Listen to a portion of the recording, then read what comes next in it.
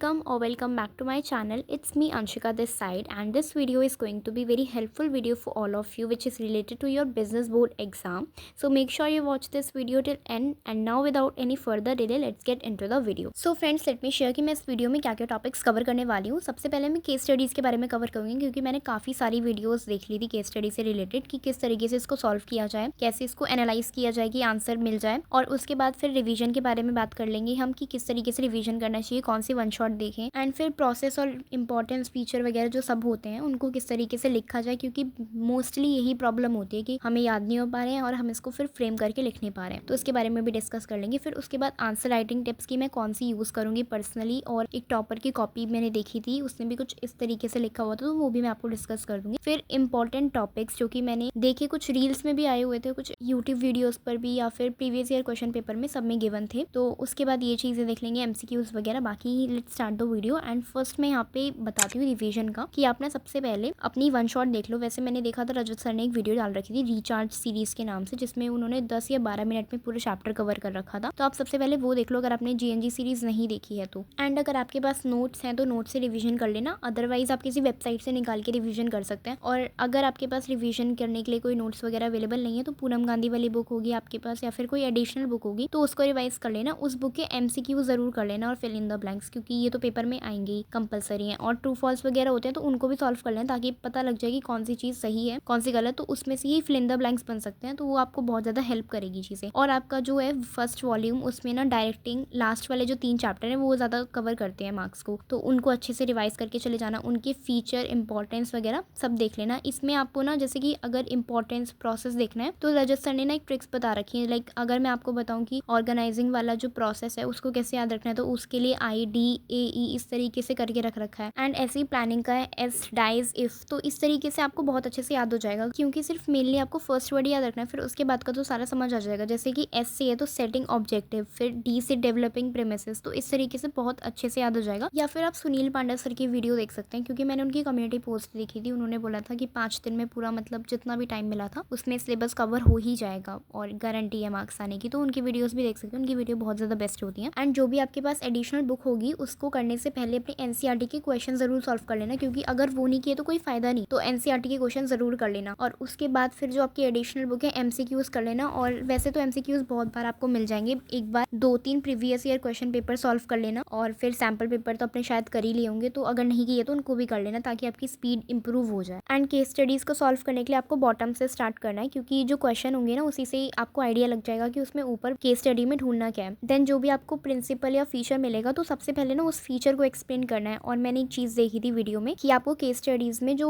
आपको प्रिंसिपल में या फीचर मिलेगा उसको ना कोट्स में बंद करके लिखना। एंड जो भी चीज़ को आप फर्दर एक्सप्लेन कर रहे होगे तो उसमें कीवर्ड्स या फिर इंपॉर्टेंट लाइन्स होंगी तो उसको ना अंडरलाइन कर देना, ताकि आपका पूरा वो क्वेश्चन तो एग्जामिनर पढ़ता नहीं है या फिर जो आपने आंसर लिखा हुआ है वो सिर्फ ये चीज़ देख लेगा कि आपने अंडरलाइन की है इंपॉर्टेंट चीज़, तो आपको कॉन्सेप्ट पता है, तो वो चीज़ ज़रूर कर देना। आपको अंडरलाइन ज़रूर करनी है क्योंकि ये थियोरेटिकल सब्जेक्ट है तो उसमें वो चीज़ मैटर करती है प्रेजेंटेशन ही। और फ्लो चार्ट्स वगैरह ज़रूर बना देना। जिस क्वेश्चन में जैसे पूछा है कि इसके फीचर्स क्या हैं तो सबसे पहले उस पेज पे फ्लो चार्ट बना देना, सर्कल बना के, जिस तरीके से बुक में दिया होता है पूनम गांधी वाली बुक में, तो उस तरीके से फ्लो चार्ट बना देना। और देन उसके बाद उसको एक्सप्लेन करना, और मेक श्योर करना कि अगर बड़ा क्वेश्चन है तो पॉइंट्स के अंदर आप पॉइंट्स लिख दो, ठीक है। एंड जब भी आपके प्रोसेस वगैरह पूछे जाएंगे प्लानिंग के या फिर ऑर्गेनाइजिंग, कंट्रोलिंग, तो उनको आप एरो लगा के लिखना, क्योंकि मैंने एक नोटबुक देखी थी जिसमें उसने फ्लो चार्ट तो जैसे सर्कल में बना के फिर साइड से एरो लेकर उसमें लिख रखे थे। एंड जो प्रोसेस थे वो वर्टिकली एक लाइन में एरो डाल के लिख रखे थे। और अगर आपको ये सब चीज़ देखनी है ना, आप गूगल पे जा CBSE टॉपर की